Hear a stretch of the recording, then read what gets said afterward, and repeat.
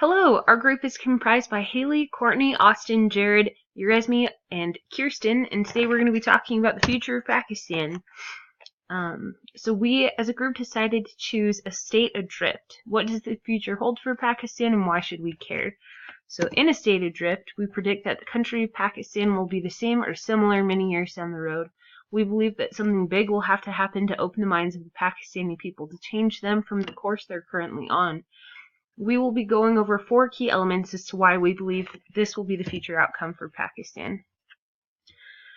So the first is education. As we can see, the literacy rate in Pakistan is significantly lower than that of the United States. Because of this, the people are less likely to have incomes that will be enough to support a family, thus forcing their children to go and work and forfeit an education. This cycle will continue to progress unhindered, save this is changed. This is a daunting task. It's hard to convince those without education that their children will be better off if they receive one. And this makes sense. I mean, why would you send your children off and pay for them to be educated when they can work now and help the family survive? Unless something drastic changes, we do not foresee this plague lifting in the future. So the second thing keeping Pakistan from progression is corruption. Like many other third world countries, Pakistan is facing a political crisis with many leaders involved in corruption. Dishonest and fraudulent actions performed by those in positions of power are slowing down Pakistan's progress.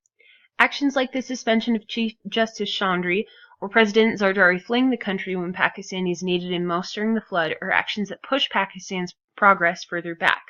Moreover, whenever corruption reaches a certain limit, the military seems to continuously step in and will take action to start a coup, taking corrupt leaders from their position and starting a dictatorship led by another unqualified leader. This cycle of corruption and dictatorships will only end when Pakistan elects a leader who is qualified to make change in this country and has the desire to do so. So thirdly, Pakistan has an abundance of extremists.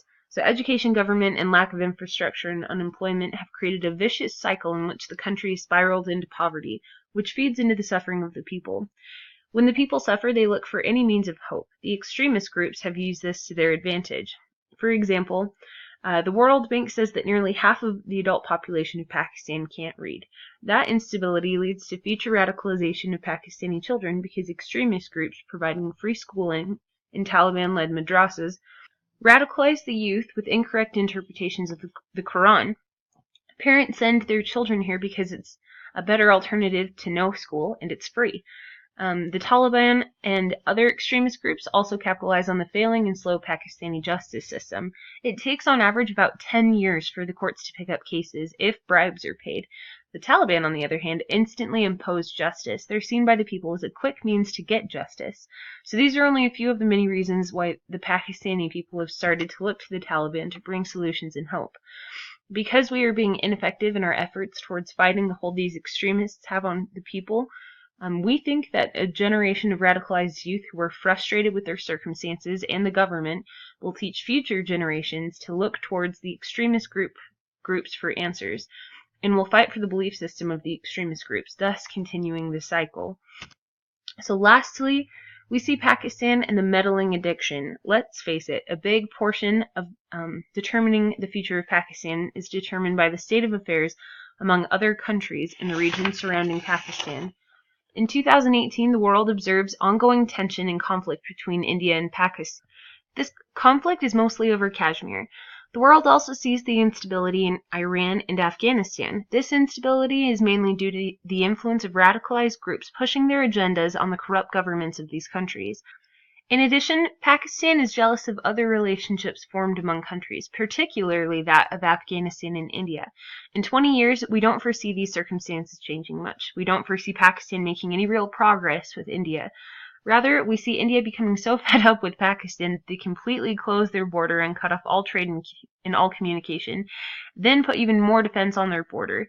India will be at the ready to utterly take out Pakistan should they annoy them.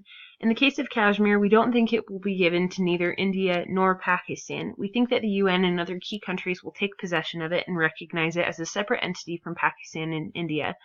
Iran and Afghanistan will still be unstable due to the presence of radicalized groups, and Pakistan will be overrun with them substantially. This will continue to weaken the government and the economy of Pakistan. Pakistan's jealousy of its neighboring countries forming good alliances will grow, and this jealousy will lead it to inhibit the growth of other countries like Afghanistan and Iran. This is the projected path that Pakistan is on, and until something forces change within Pakistan, the country will stay adrift. It will continue to have weak education, corruption, poverty, and a sense of jealousy for the countries around them. So these are our sources, and we hope you enjoy our presentation.